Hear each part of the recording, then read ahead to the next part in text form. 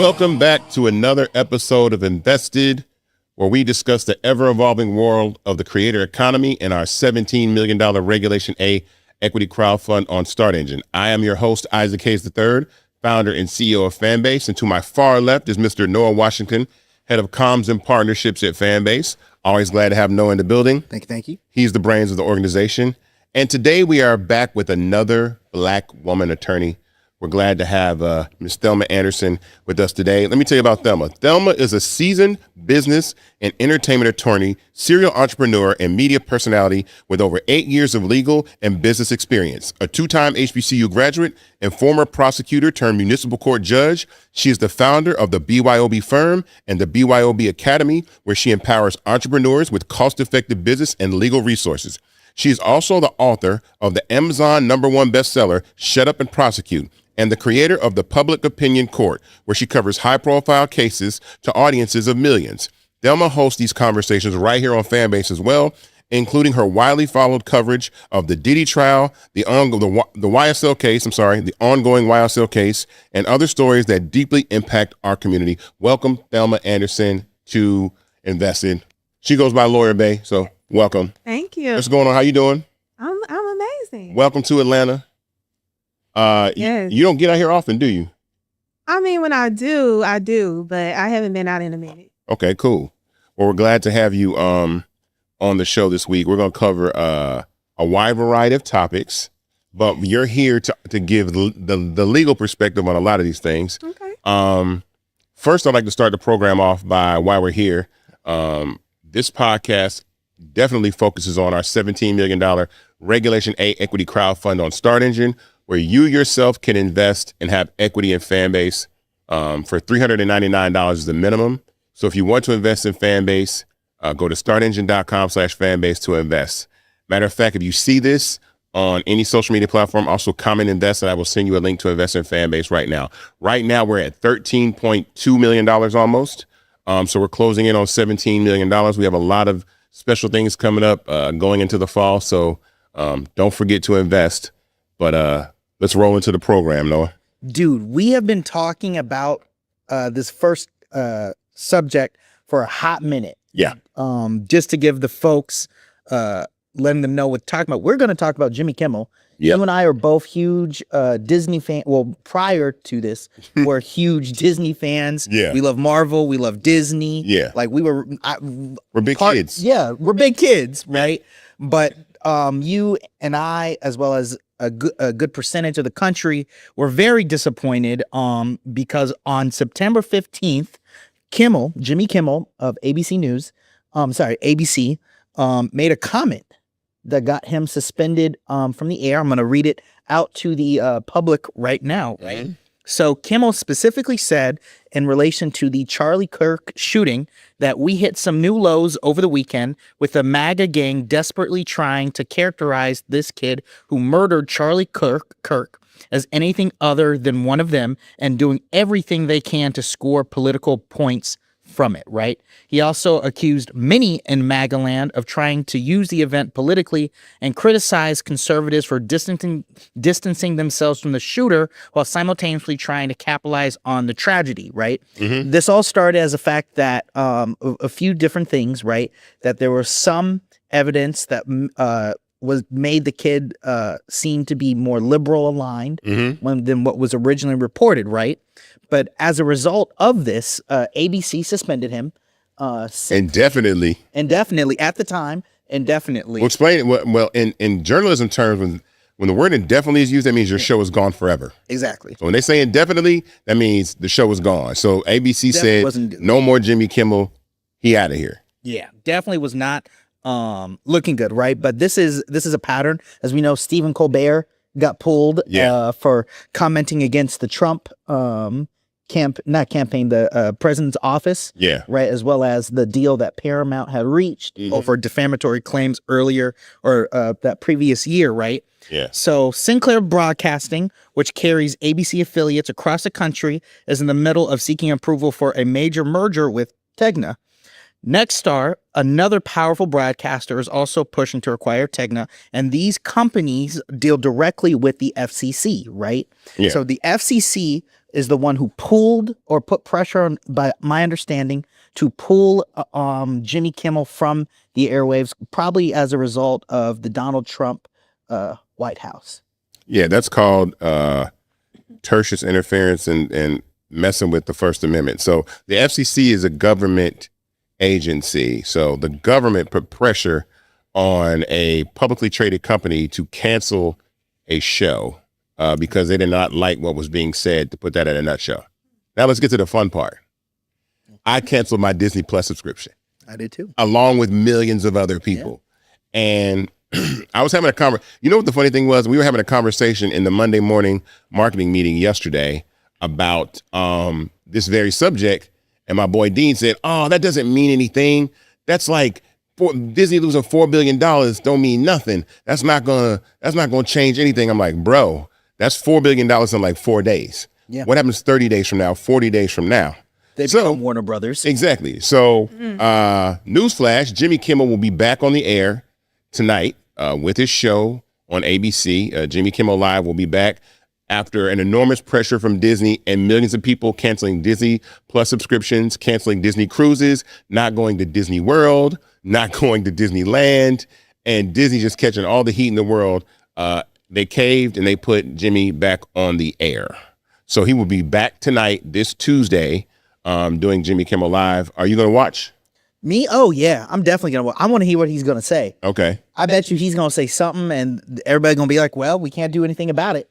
You know what I'm saying? Yeah, absolutely. But I mean, I'm going to say this publicly. The suckers over at Sinclair. Oh, my God. Okay. Go ahead. They don't want Jimmy Kimmel back. Yeah, he's not going to be on there. Yeah. They are airing either more extensive local news coverage or another variety of programming that is not Jimmy Kimmel related, not even his reruns. So we want to get into this now, man. Yeah. So the First Amendment protects us against government censorship, or at least it should, not corporate choices. But when a regulatory agency like the FCC pressures networks in the middle of a merger approval, isn't that effectively government censorship? When you say effective, yeah, are you saying, are they doing a good thing or not? I mean, that's not. Yeah, it's not a good thing. Yeah, it's not effective. What's the legal angle from this? Can they actually do this within the confines of the law? No, they cannot do it. But when they have an individual that is the president who's telling them, you're going to do this or else, they are literally submerged in his power to do these things. So under normal circumstances, we've never seen this happen before.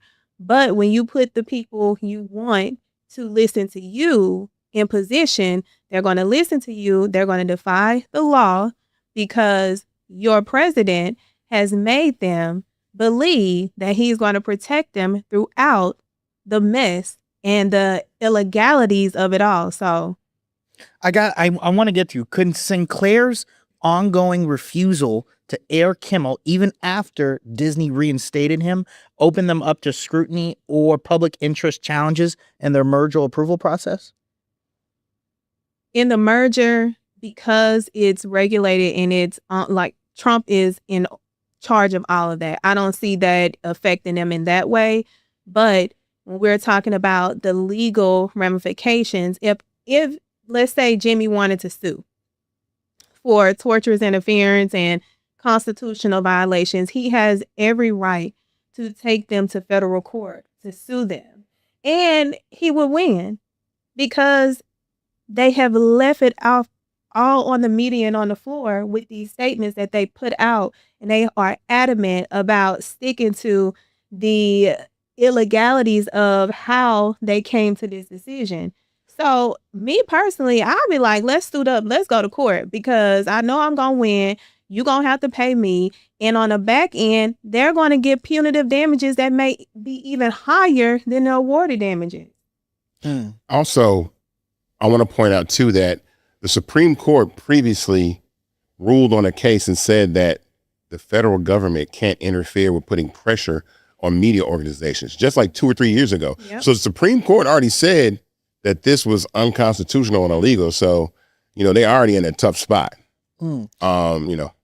I want to double down on that for a second, right? Mm-hmm.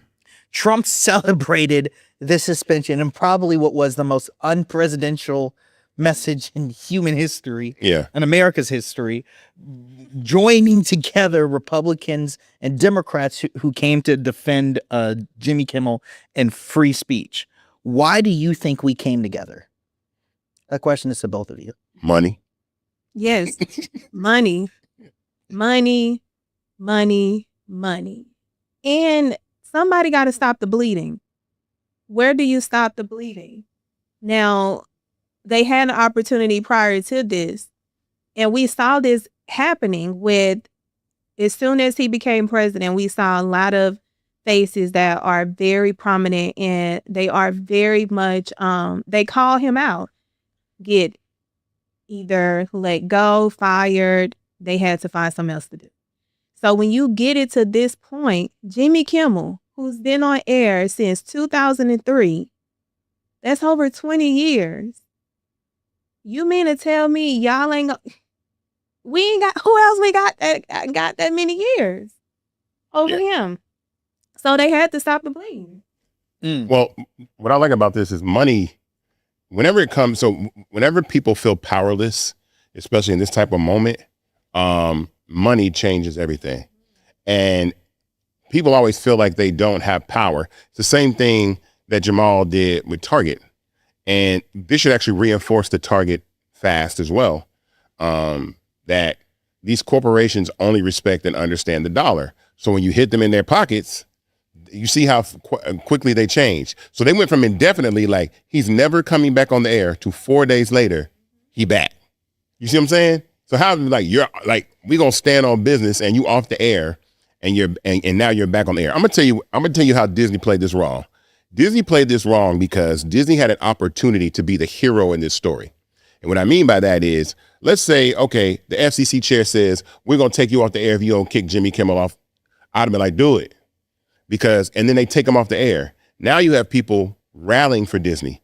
Now you have people like, man, Disney stood on business and said, we're going to support Jimmy Kimmel and free speech. And we're going to subscribe to Disney. We're going to Disney World. We're going to Disneyland. We're going to Star Wars. We're going to Marvel movies. We're going to all that stuff. Now they made themselves the villain for no reason when they should have just done the right thing from the beginning, because you're in the same position now. Jimmy Kimmel's back on the air, but you've lost so much brand trust. You've lost so much brand value. Your trust has been eroded. I knew personally, I ain't trying to be funny, as soon as I saw the Mandalorian and Grogu trailer yesterday, I said, oh, they in trouble. When I seen that, oh yeah, Disney only does that when they need some goodwill. When they need some goodwill, they try to get goodwill out of Star Wars. And my comment was, put Jimmy Kimmel back on the air first. I don't give a shit about Star Wars or Marvel. I won't go see none of them shows. And that's the problem. They've eroded some of the trust from the government by not standing on business, because you're in the same position again now. Jimmy Kimmel's back on air, but now people don't trust you. And that's the problem. People don't rock with you. Now the Disney, the mouse is the enemy, right? You turn the mouse into the ops. Yeah. And that's crazy. 100%. The question I keep thinking of is, we did this for Kimmel, but we didn't do this for Colbert. Well, Colbert's not off the air. It's being canceled next year. They're not renewing it. So he's still on the air. Yeah, that's true. He was off for a little while, but he came back off hiatus and he's back on the air. In fact, the first thing he did when he was on air was support Jimmy Kimmel and talk about that. You know, he won an Emmy. I'm like, y'all kicking an Emmy winning. He had an Emmy. He won an Emmy a few days ago. Yeah. And he got to celebrate his Emmy win coming back on his show. So, this is just par for the course for what is going on in censorship and people trying to silence,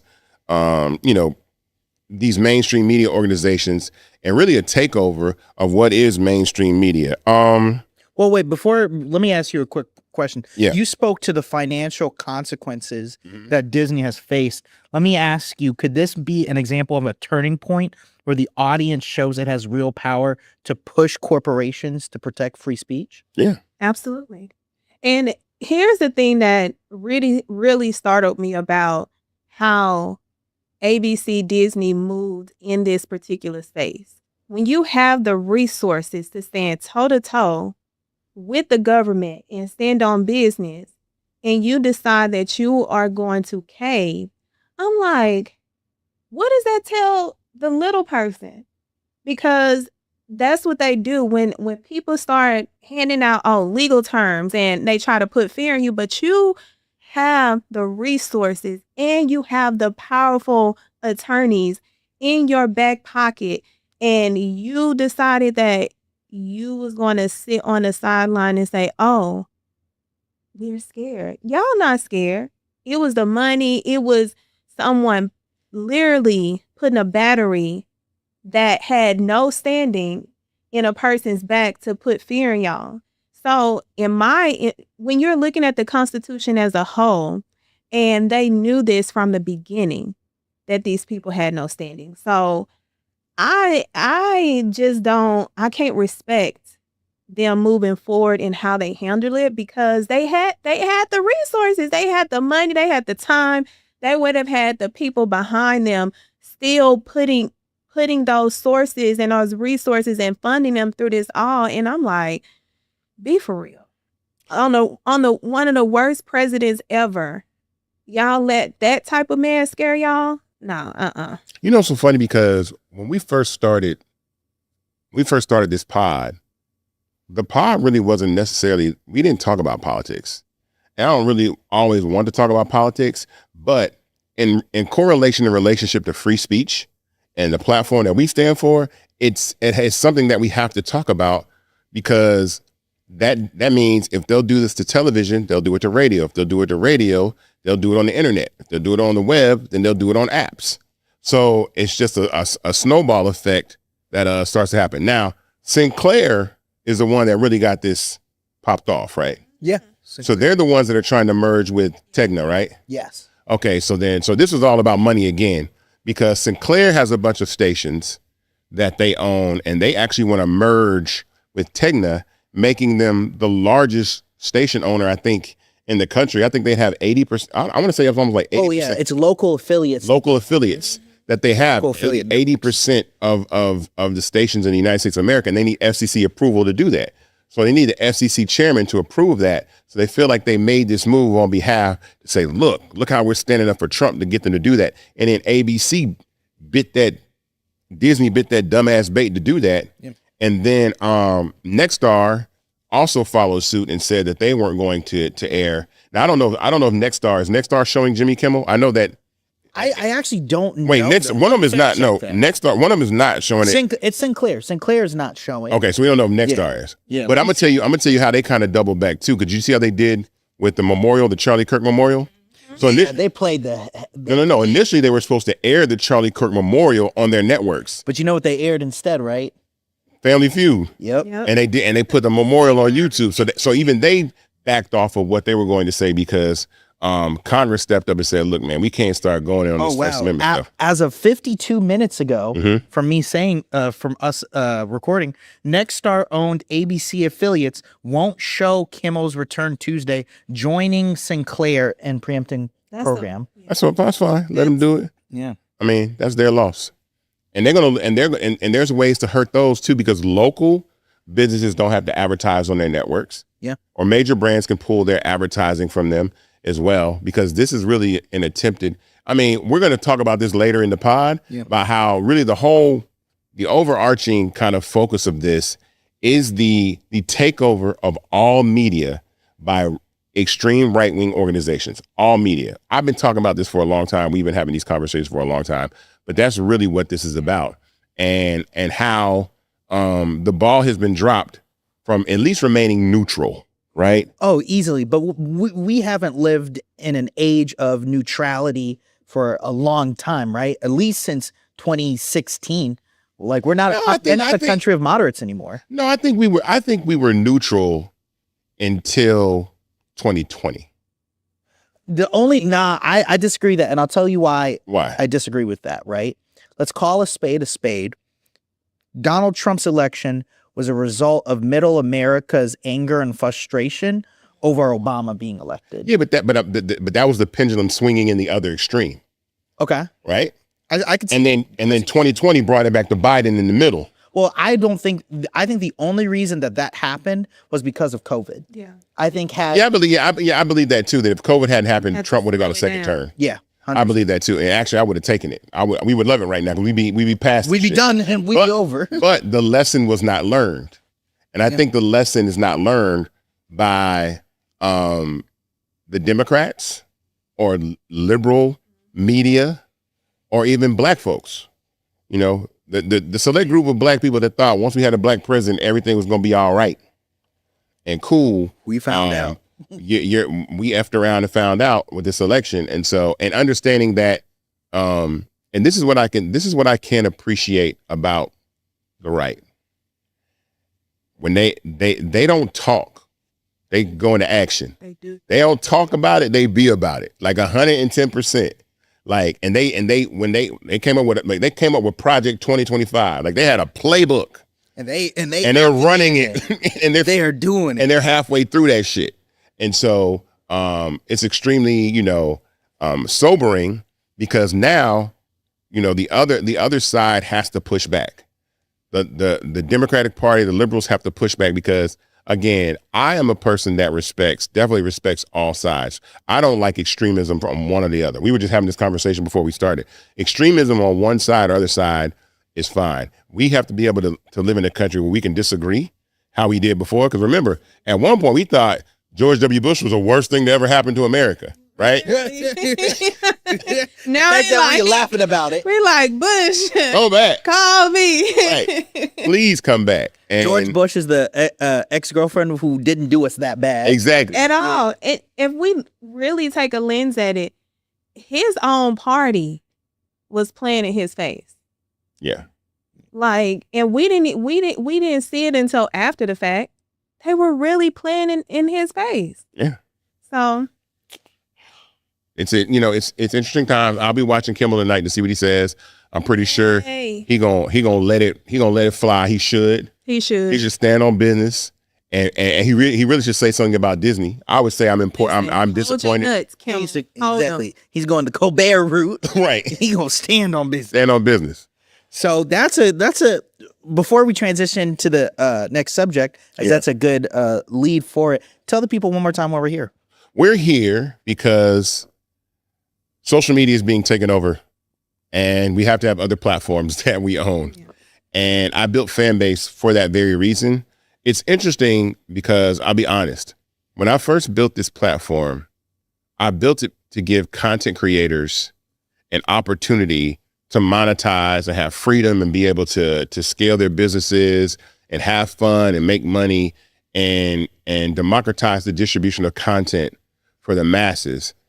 What's sobering is that it's becoming more of a weight and a responsibility for Fanbase as a company to actually support free speech, because now it's gone from, again, like being a toy. This was fun. This was fun for me when we first started. Like, we're going to build a social media platform. We're going to monetize. We're going to disrupt. We're going to be fun. But as we've seen over the last few years, now people are acquiring platforms that have an agenda to silence people, make sure that they're not heard, and we're in trouble. And so for that very reason, we need to own platforms. There needs to be a new generation of social apps. And so Fanbase is the first of a new generation of apps that are for free speech, not content suppression.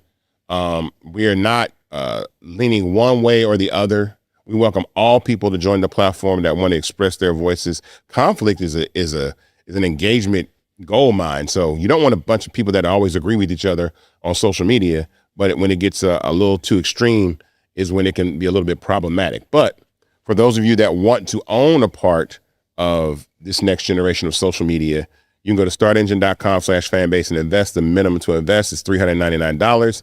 That gets you 60 shares of stock in Fanbase at $665 a share. Join us, become part of this movement, have equity and ownership.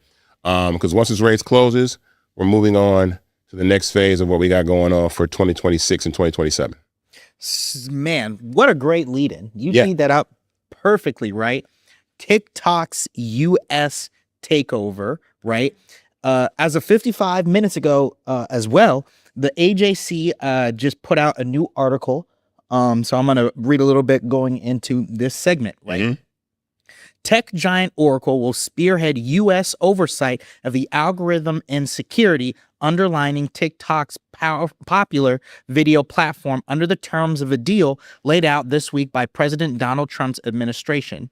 All the final details still need to be nailed down among several joint venture partners that will include Oracle, investment firm Silver Lake Partners, possibly 2 billionaires, media mogul Rupert Murdoch and personal computer pioneer Michael Dell. The U.S. administration would not have a stake in the joint venture nor be a part of its board, according to a senior White House official. Now, do we believe that the U.S. will have no say?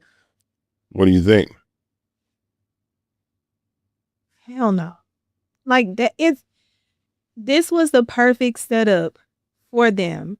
And this is just my opinion. I feel like Biden laid out the red carpet for this to happen. And with Trump coming in, and he's already talking, he didn't like TikTok back then, because TikTok was what really led to all of the information coming out during that election run.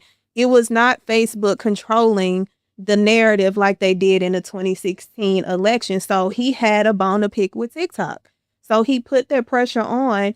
Of course, when we had the big issue with it going black, everybody's in a panic because TikTok became the top money generator for a lot of individuals who no longer had to punch into a 9-to-5.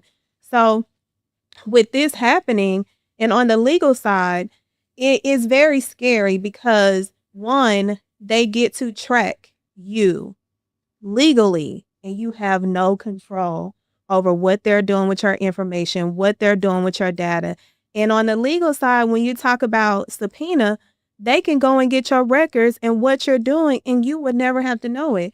TikTok has the way TikTok is right now, there are different avenues and measures you have to go through on the legal side. But now with it merging to the U.S., you don't have control over your algorithm. You don't have control over who your information is being shared to.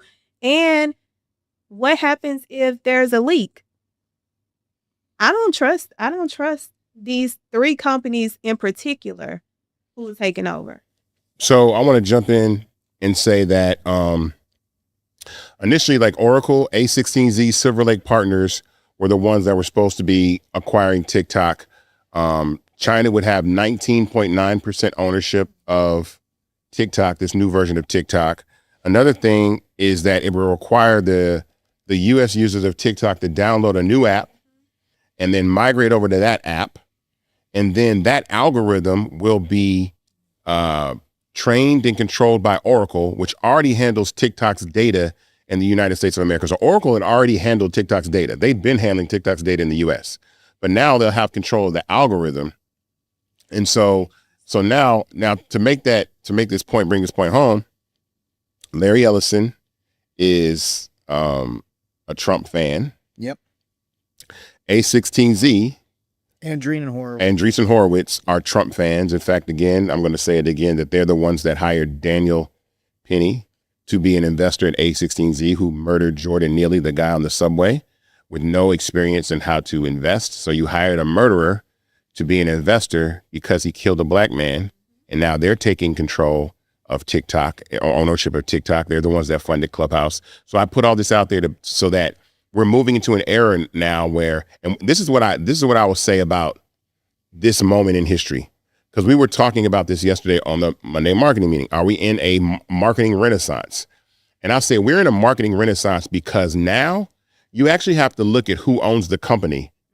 Now you're going to start to pay attention to who actually owns the company before I start using this product.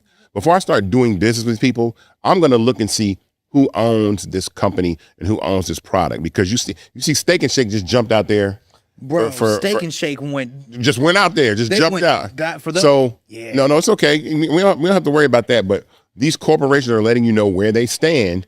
And so you can actually direct your dollars. So when Target fails to do what they need to do, when these apps fail to acknowledge black people or restrict black ownership in the way that they need to do, they do that. So we are in a marketing renaissance where, everything is politicized now.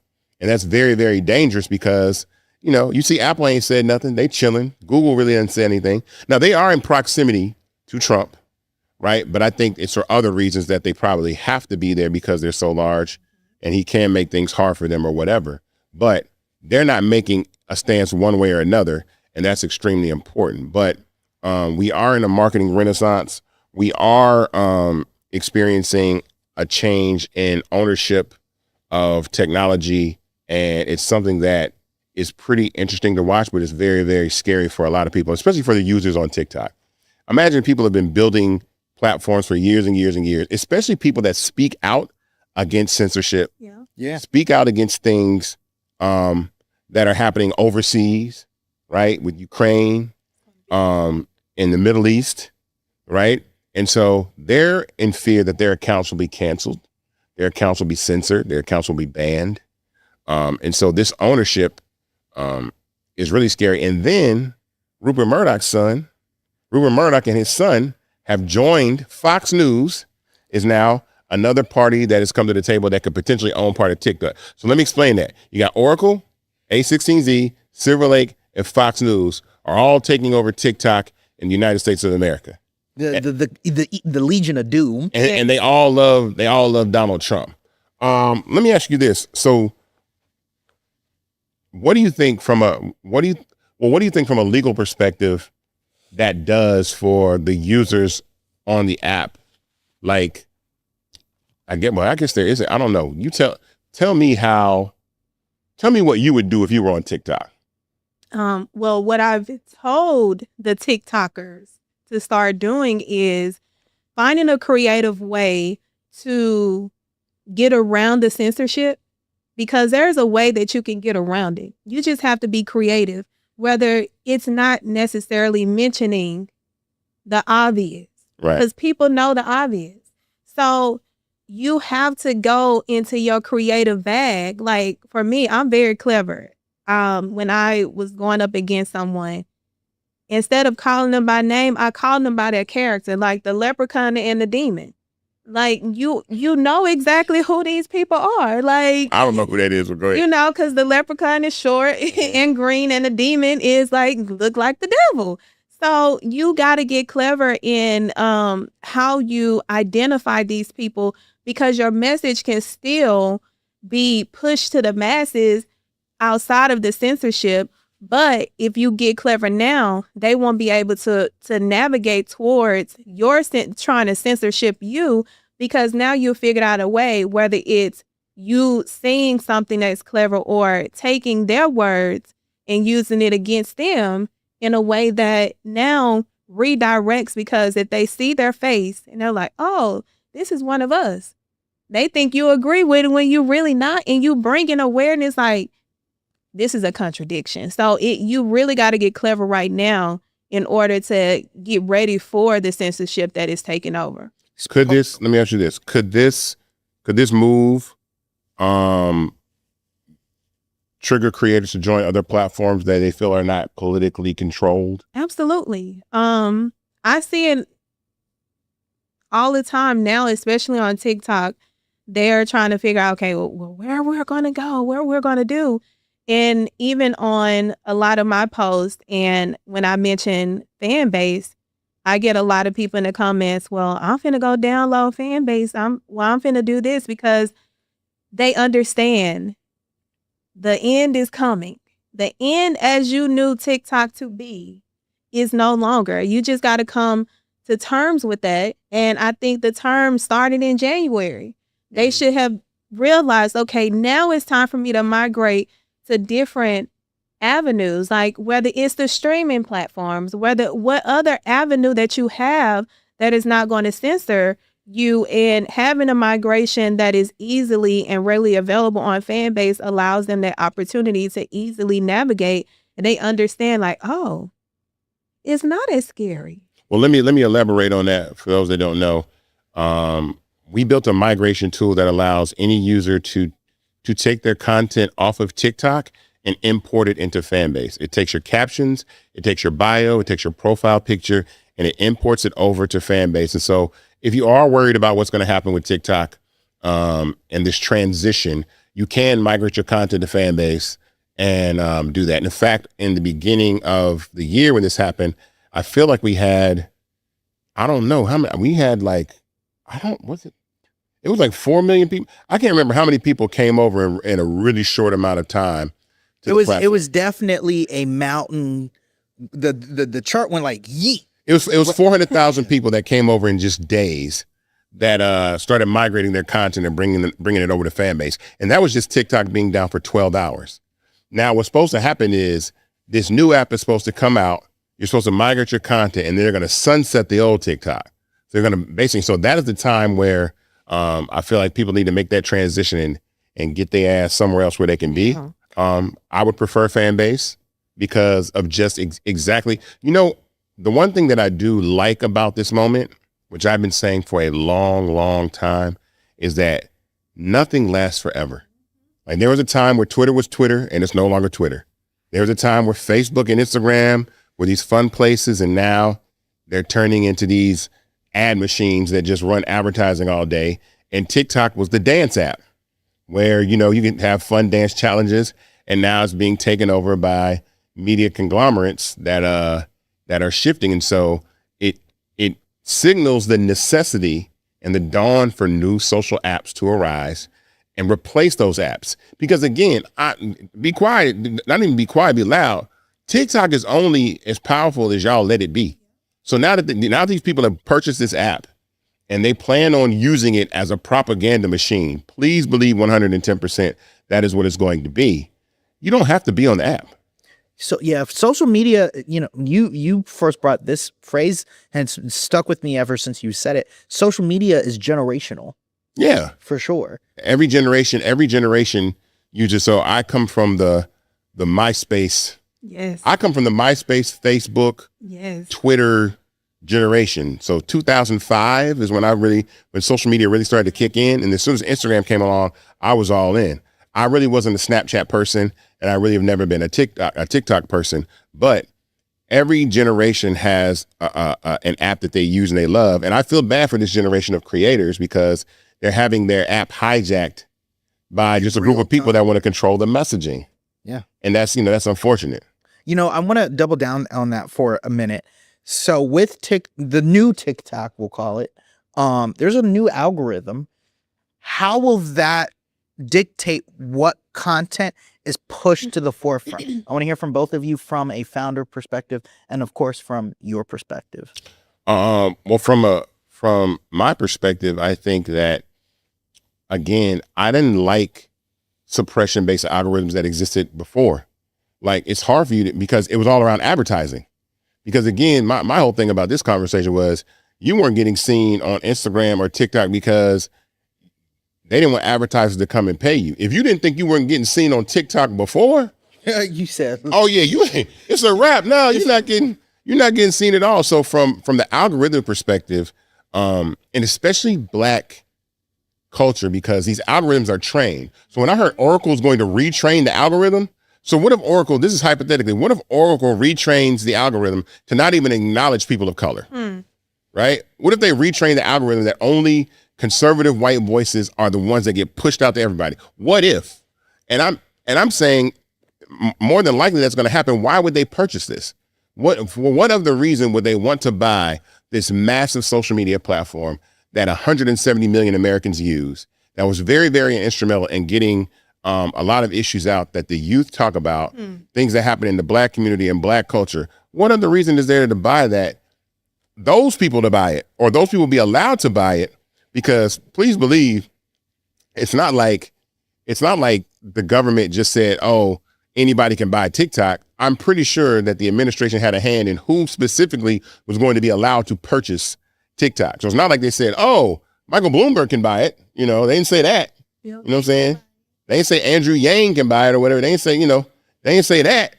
They said, but you know what this is, dude? This is all just yellow journalism. It just came full circle. Means changed. Yellow journalism, if anybody's familiar with the story of Hoke Smith from the Atlanta Journal and the Atlanta Constitution at the time, that's all this is. This is just another means to get propaganda out there. I also think it's an opportunity to experiment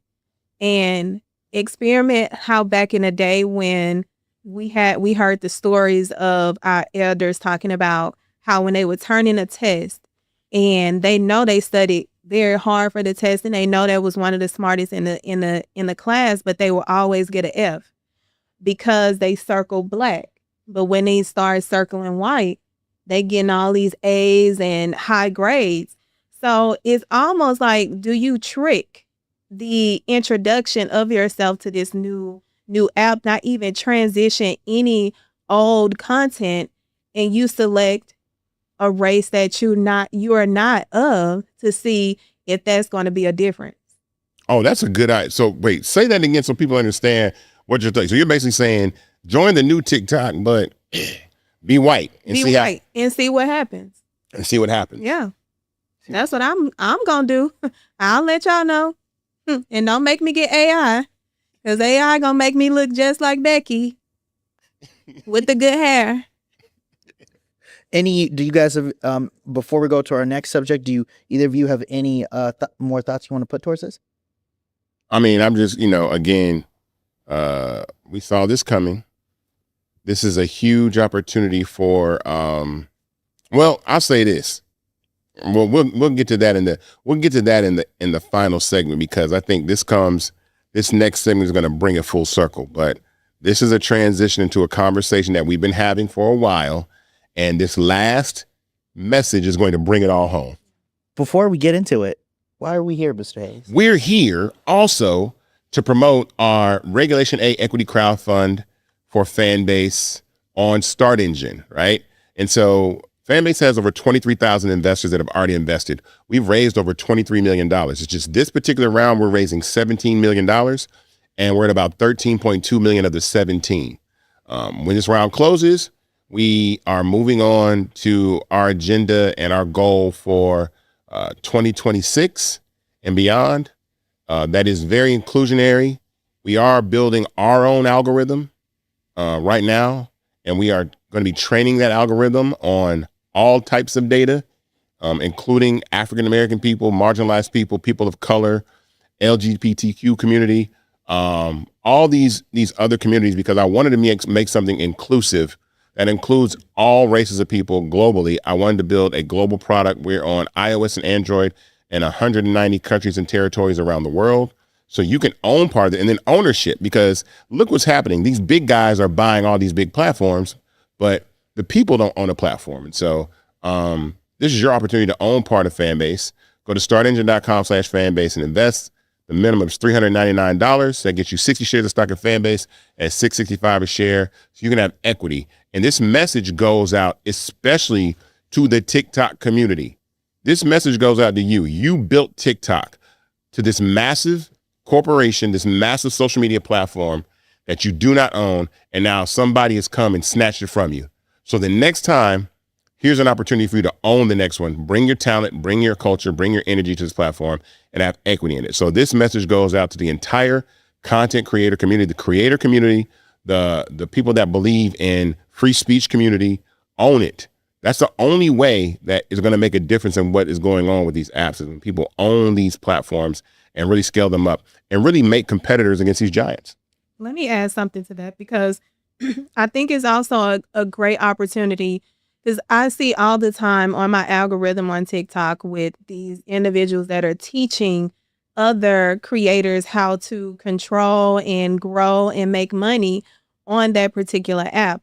This is also an opportunity for these migrators to come over to Fanbase and learn Fanbase and do the exact same thing. And right now is the time. Like, you late, but you need to come on, because if that bag about to stop on TikTok, and let's just be real, it's not going to be the same bag that you're used to, but you have a certain skill set, and that skill set draws people in because they want to hear from you. They want to learn from you. So bring that learning on to Fanbase and do the exact same thing. This is a real Fanbase user who just said that, guys. She be in there holding court. We did not ask for that shout out. So thank you for that. We appreciate it, though. We appreciate it. Noah, so this third segment, I want you to read. So we're going to start the segment off. Bernie Sanders. Oh, I had a great lead in, man. Well, go ahead. Yeah, man. You do the lead in. The Gen Z hero that he is, Bernie Sanders, as of 18 hours ago, and perfectly teed it up. Isaac came in today. He was super excited because I had not known about this yet. Yeah. And he knows I love this. So Bernie Sanders, the Gen Z hero, posted this across his social platforms. We could not have made this up even if we tried. This is what American media looks like today. The wealthiest person in the world, Elon Musk, owns X. The second wealthiest person in the world, Larry Ellison, owns Paramount, including CBS, and will possibly now be taking over TikTok and CNN. Jeff Bezos owns the Washington Post and Twitch. Mark Zuckerberg owns both Facebook and Instagram. In fact, the top 5 richest men in the world are all media owners or executives. When we talk about oligarchy in America, it's not only income and wealth inequality, it's control over the media and what the American people are able to see, hear, and read. That's my guy. Hey man, Bernie, when I saw that, I was like, there you go. That's what I'm talking about, Bernie.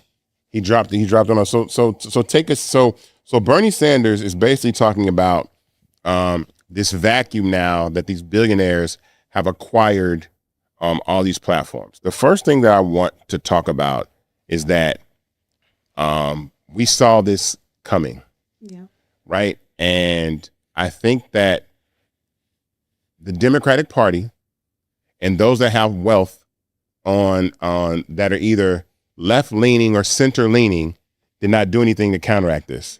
100%. You know, there was, you and I were witness to Jasmine Crockett.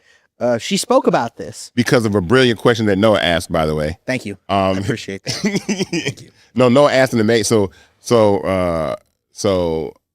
Congresswoman Crockett was here in Atlanta and she spoke and Noah asked her this amazing question that actually led her to actually give kudos to Fanbase for starting another platform, but really understanding that the Democratic Party takes an L. Like they're so far behind. They don't know how to use these apps. They're not connected with the youth.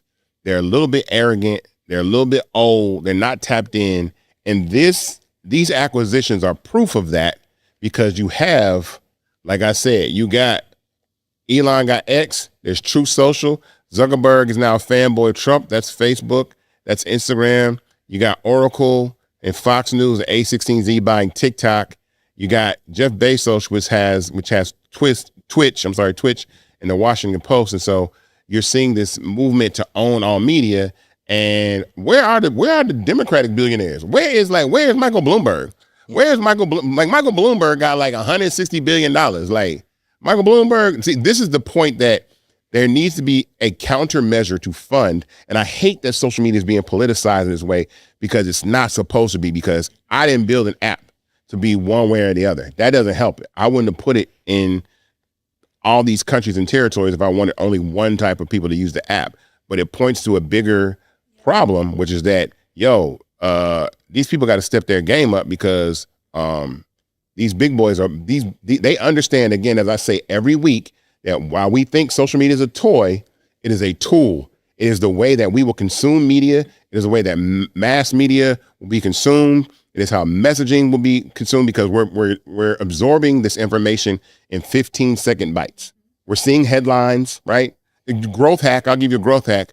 I've had the most enormous growth on other social apps as soon as I turned my page into media. Mm-hmm. As soon as I started turning my page into media and telling the stories that I thought black media won't tell, or my version of the story, I'm seeing enormous growth because that's how people are receiving their information.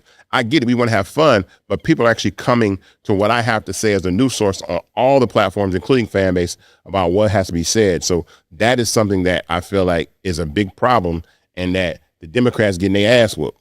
I'm just saying it right now. The Democrats have gotten their ass whooped.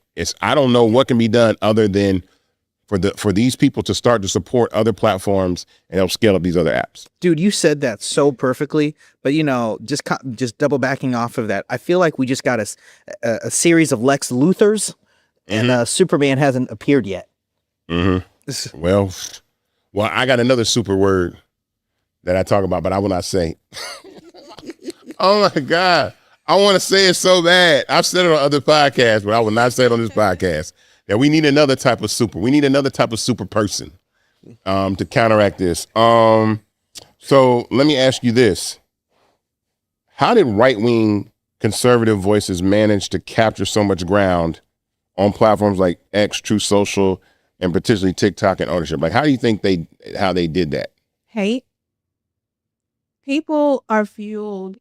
People want to be comfortable in how they feel. Mm-hmm. And when you have someone that is speaking to their language and making them comfortable to expose who they are, now they feel seen. And when they feel seen, now they feel like they can feel like they're heard as well. So I think fear, racism, anger, and a person's true colors allowed individuals the freedom and flexibility, coupled with, we know their target audience has a target on the backs of minorities. Mm-hmm. So when you go into their territory to fuel their liking, mm-hmm. that's how they feed off of each other, and that's how it grows. Because when you look at how a baby grows, like a baby has to be nurtured, a baby has to be bathed and taught these things. People don't just learn it just for the hell of it. They are taught this from the inception. So some people suppress it, and after they've suppressed it for so long, and you have people from that side that brings it out of them, now it's like, shit, I can say whatever I want to. And now you have a president that makes it even more of a comfort for them to live in who they truly want to be. Which are those people? You have been very outspoken about legal cases involving the Black community. I want to talk about like what do you think? So for like the Carmelo Anthony case, what do you think the ownership of these platforms do for people like you and other social justice warriors getting their messaging out on platforms like TikTok and Instagram? What do you think these acquisitions do for your voice? It makes it harder. It actually suppresses. And you literally have to train the time where you can put this message out to where you know your base is going to be the most active. Because if you don't, then whatever you're trying to get out is not going to get out. And you have to be more extreme in how you approach the conversation. You can't approach it with in an MLK tone. You got to give them the Malcolm X, because that's the only way that they're going to gravitate towards what you are really saying. The urgency and the reality of what we're dealing with is still what our ancestors dealt with. But do you think that this actually limits your ability to? You think it will limit the ability for you to highlight these cases? Because I asked you. Remember, I asked you the other day. There's a bunch of women that are being found missing in Houston. Mm-hmm. Right. So my point is, we don't hear about that on these social platforms, or if they're black truck drivers that are going missing, or we've had 2 lynchings. You know what I'm saying? And nobody's talking about that, but we're talking about other people. Yeah. And so are you worried that those types of issues will be suppressed? So put it like this. Do you think this is a good question. Do you think on this new version of TikTok and these other platforms like X, do you think the Black Lives Matter movement or George Floyd would have been able to flourish, or would they squash them? They wouldn't have been able to. Well, they would have been able to flourish at that time because of the climate that we were in. Mm-hmm. You got to look at the climate that we were in an exigent circumstance of a world pandemic. Yeah. So